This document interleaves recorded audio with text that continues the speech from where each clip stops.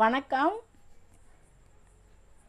சின்ன சின்ன குற்றம் செய்த குற்றவாளிகள் காவல்துறையால் பிடிக்கப்பட்டு சிறையில் அடைக்கப்படுகிறார்கள்.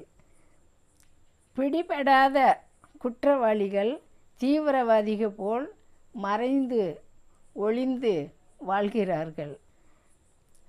மிகவும் பிடிக்க முடியாத குற்றவாளிகள் எம்எல்ஏவா, எம்பியா, மந்திரிகளாகவோ, ஐஏஎஸ், ஐபிஎஸ் அதிகாரிகளாகவோ, மற்ற அரசுத்துறை அதிகாரிகளாகவோ பதவியில் இருப்பவர்கள் பிடிக்க முடியாத குற்றவாளிகள். பசுந்தோல் போர்த்திய புலிகள் என்று கூட சொல்லலாம்.